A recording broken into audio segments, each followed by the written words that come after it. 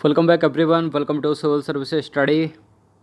Next test लगाते हैं, test number 508 UPSC civil services prelims के लिए। फोकस करेंगे एनवायरनमेंट के प्रश्नों पर। तो चलिए स्टार्ट करते हैं। इंपॉर्टेंट है, कम से कम एक बार इसका रिवीजन कर लेना। तो क्वेश्चन नंबर 1 पर आ जाइए। फसलों के चक्रीकरण के संदर्भ में निम्नलिखित कथनों पर विचार करना है। पहला स्टेटमेंट है, इस प्रणाली में एक ही खेत में अलग अलग प्रकार की फसलें एक के बाद एक के क्रम में उगाई जाती हैं।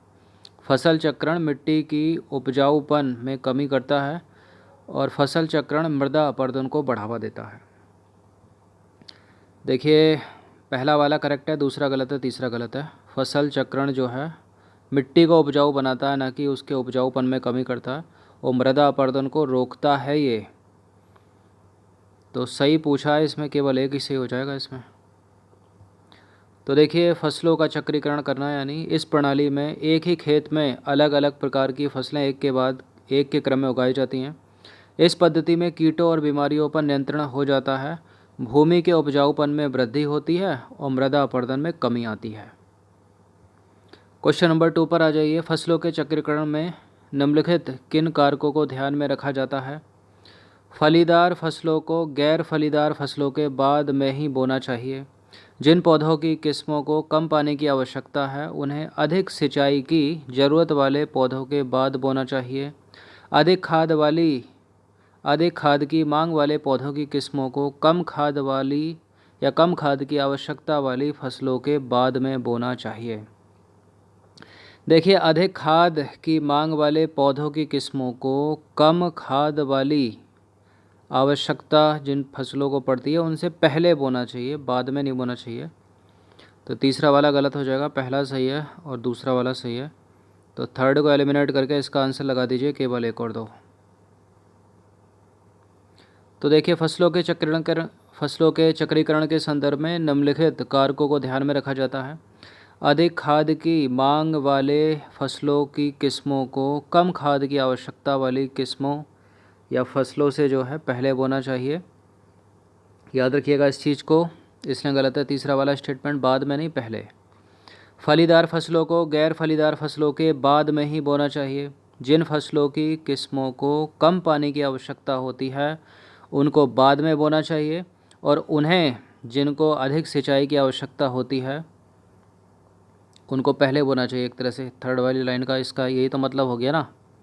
जिनको अधिक सिंचाई की आवश्यकता है उन पौधों को क्या है, बाद में बोना चाहिए, और जिनको कम पानी की आवश्यकता है, जिन पौधों की किस्मों को कम पानी की आवश्यकता है उन्हें अधिक सिंचाई की ज़रूरत वाले पौधों के बाद में बोना चाहिए। यानी जिनको ज़्यादा पानी की आवश्यकता है उन फसलों को पहले बोना चाहिए। क्वेश्चन नंबर 3 पर आ जाइए। निम्नलिखित कथनों पर विचार करना है। 3 स्टेटमेंट है यहाँ पर, बताना है कि इनमें से कौन सा करेक्ट है। पहला स्टेटमेंट है, उर्वरक वे पदार्थ हैं जिन्हें पौधों के स्वस्थ विकास के लिए मृदा में मिलाया जाता है। उर्वरक मृदा में खोए हुए पोषक तत्वों को पुनः स्थापित कर देते हैं। अमोनियम सल्फेट नाइट्रोजन युक्त उर्वरक है। देखिए, करेक्ट है तीसरा, दूसरा, पहला, सारे के सारे करेक्ट हैं। तो इसका आंसर हो जाएगा ऑप्शन नंबर बी 1 2 3। तो उर्वरक वे पदार्थ हैं जिन्हें पौधों के स्वस्थ विकास के लिए मिट्टी में मिलाया जाता है। ये उर्वरक मिट्टी में खोए हुए पोषक तत्वों को पुनः स्थापित कर देते हैं।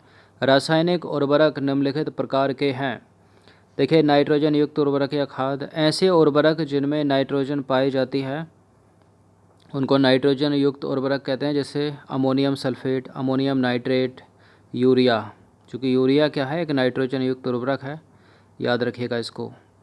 क्वेश्चन नंबर 4 पर आ जाइए। निम्नलिखित पर विचार करना है। क्या क्या है ये? राइजोबियम, एजिटोबैक्टर, माइक्रोराइजल कवक, नीली हरी शैवाल, एजोला। उपर्युक्त में से कौन से कृषि में काम आने वाले जैव उर्वरक हैं? इंग्लिश में क्या बोलते हैं इनको? Bio fertiliser. देखिए, नीली हरी शैवाल, ब्लू ग्रीन एल्गी एक बायो फर्टिलाइज़र है, जैव उर्वरक है। एजोला एक जैव उर्वरक है।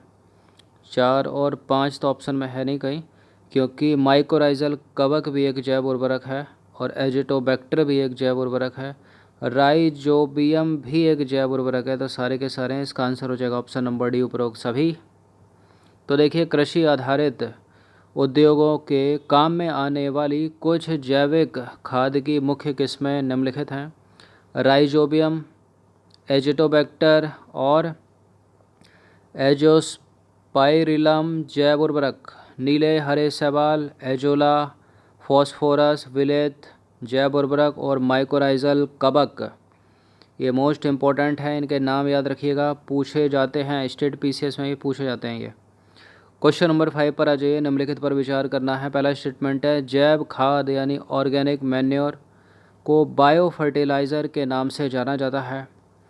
बिल्कुल जाना जाता है, अभी तो बताया था। ये बायो फर्टिलाइज़र वे जैविक या सक्रिय पदार्थ हैं जो अति सूक्ष्म आकार के बैक्टीरिया, शैवाल और कवक जैसे सूक्ष्म जीवों का इस्तेमाल कर भूमि को नाइट्रोजन, फॉस्फोरस, कार्बनिक पदार्थों आदि से समृद्ध करते हैं। बिल्कुल करेक्ट है दूसरा वाला स्टेटमेंट। इसका आंसर हो जाएगा ऑप्शन नंबर सी। तो देखिए, जैविक खाद यानी ऑर्गेनिक मैन्योर, इनको बायो फर्टिलाइज़र के नाम से जाना जाता है। ये बायो फर्टिलाइज़र वे जैविक या सक्रिय पदार्थ हैं जो अति सूक्ष्म आकार के बैक्टीरिया, शैवाल व कवक जैसे सूक्ष्म जीवों का इस्तेमाल करके मिट्टी को नाइट्रोजन, फॉस्फोरस, कार्बनिक पदार्थों से समृद्ध करते हैं। क्वेश्चन नंबर 6 पर आ जाइए। निम्नलिखित कथनों पर विचार करना है। चार स्टेटमेंट है, इस बार बताना है कि इनमें से कौन सा सही है। पहला स्टेटमेंट है, राइजोबियम सभी फसलों की जड़ों में स्वाभाविक रूप से पाया जाता है। एजोला के अंतर्गत नाइट्रोजन नम स्थिति में विद्यमान रहती है। एजिटोबैक्टर एक नाइट्रोजन स्थिरीकारक जीवाणु है। एजोला को ठंडे क्षेत्रों में उगाया जा सकता है। बिल्कुल, एजोला को ठंडे क्षेत्रों में उगाया जा सकता है। करेक्ट है चौथा वाला स्टेटमेंट। एजिटोबैक्टर एक नाइट्रोजन स्थिरीकारी जीवाणु, ये भी सही है। एजोला के अंतर्गत नाइट्रोजन नम्न स्थिति में विद्यमान रहती है, ये भी सही है। देखिए, राइजोबियम सभी फसलों की जड़ों में नहीं पाया जाता, ये तो दलहनी पौधों की जड़ों में पाया जाता है ना, लेग्यूमिनेसी कुल के पौधों की जड़ों में पाया जाता है। तो जहाँ जहाँ एक है वो तो होगा नहीं। इसका आंसर क्या हो जाएगा? 2, 3 और 4 सी। तो राइजोबियम दलहनी पौधों की जड़ों में स्वाभाविक रूप से पाया जाता है, न कि सभी पौधों की जड़ों में। अन्य तीनों कथन सत्य हैं, पहला वाला गलत है। क्वेश्चन नंबर 7 पर आ जाइए। निम्नलिखित पर विचार करना है। नाइट्रोजन, मैग्नीशियम, पोटास उपरोक्त में से कौन से पौधे के मुख्य पोषक तत्व हैं? देखिए, इनकी प्रकृति के आधार पर पौधों को 3 पार्ट में डिवाइड किया गया है। मुख्य पोषक तत्व, गौण पोषक तत्व और सूक्ष्म पोषक तत्व। मुख्य पोषक तत्व में नाइट्रोजन आता है, फॉस्फोरस आता है, पोटेशियम आता है, मैग्नीशियम नहीं आता है। ये गौण पोषक तत्व में, तो 1 और 3 हो जाएगा, 2 नहीं होगा।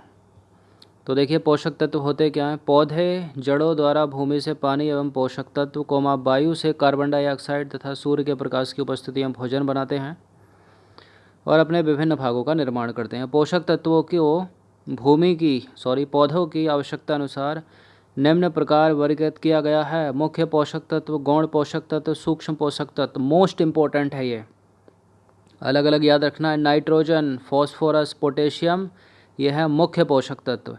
कैल्शियम, मैग्नीशियम, गंधक, ये है गौण पोषक तत्व। और सूक्ष्म पोषक तत्व कौन से हैं? लोहा, zinc, copper, manganese, molybdenum, boron, chlorine. Most important है, बहुत पूछते हैं इनको। सूक्ष्म पोषक तत्वों को भी याद रखिएगा। क्वेश्चन नंबर 8 पर आ जाइए। राष्ट्रीय बागवानी मिशन से रिलेटेड कुछ स्टेटमेंट है यहाँ पर। राष्ट्रीय बागवानी मिशन राज्य सरकार द्वारा प्रायोजित एवं कृषि विभाग द्वारा चलाया गया एक कार्यक्रम है। इसमें 85% योगदान राज्य सरकारों द्वारा तथा 15% योगदान केंद्र सरकार द्वारा किया जाता है। उपरोक्त में से कौन से कथन सही हैं? देखिए, क्या लग रहा है आपको? 85% योगदान सेंट्रल गवर्नमेंट दे रही है, स्टेट गवर्नमेंट? गलत है। 85% योगदान है केंद्र सरकार का और 15% योगदान है राज्य सरकार का। गलत है दूसरा स्टेटमेंट। राष्ट्रीय बागवानी मिशन केंद्र सरकार द्वारा प्रायोजित नहीं है, राज्य सरकार द्वारा प्रायोजित नहीं है, बल्कि केंद्र सरकार द्वारा प्रायोजित है ये। बाकी कृषि विभाग तो है इसमें।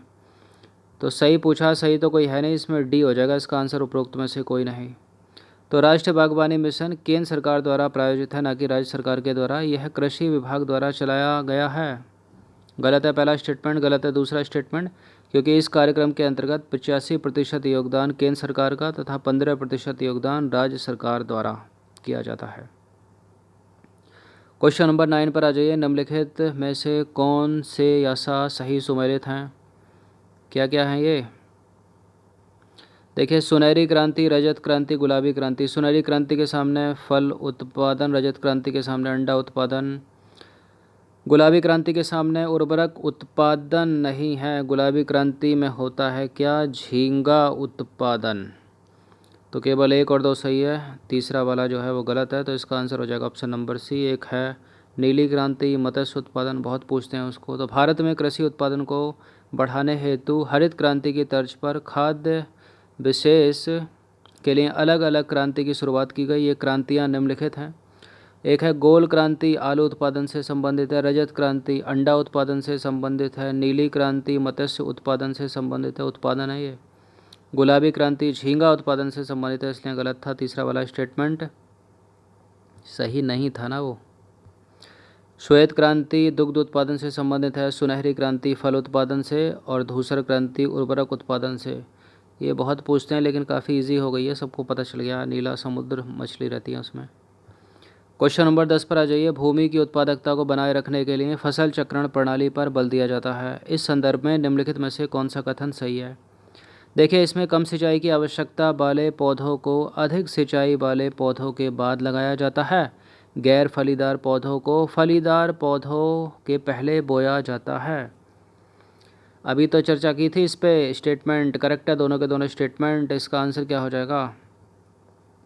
यहाँ तो ये होना चाहिए ना, कोई नहीं, ये तो उपरोक्त सभी तो सी में होना चाहिए। तो 1 और 2 करेक्ट है। केवल की आवश्यकता थोड़ी है जब 2 स्टेटमेंट है तो देखिए फसल चक्रण भूमि की उत्पादकता को बनाए रखने के लिए एक प्राकृतिक विधि है और इस प्रक्रिया में निम्न कारकों को ध्यान में रखा जाता है। फलीदार पौधों को गैर फलीदार पौधों के बाद में बोया जाना और जिन पौधों को कम पानी की आवश्यकता है उन्हें अधिक सिंचाई वाले पौधों के बाद बोया जाना और अधिक खाद की मांग वाले पौधों की किस्मों को कम खाद की मांग वाली फसलों के पहले बोया जाना चाहिए। तो इस चीज़ को याद रख लीजिएगा। अधिकतर ऐसी चीज़ें बाद में हो रही हैं जो अच्छी हैं, जैसे उन पौधों को बाद में बोना जिनको कम सिंचाई की आवश्यकता है, जिनको अधिक सिंचाई की आवश्यकता है उनको पहले बो दो, फलीदार को बाद में बो, गैर फलीदार को पहले बो दो। और क्या था इसमें?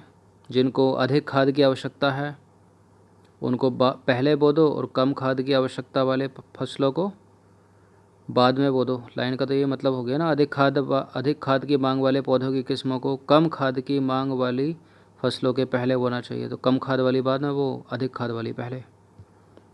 ये है फसल चक्रण से संबंधित कुछ कारक इम्पोर्टेंट, याद रखिएगा इनको वैसे भी और पढ़ाई के पर्पज़ से भी। तो अच्छे से इसका रिवीजन कम से कम 1 बार तो कर ही लेना। धन्यवाद।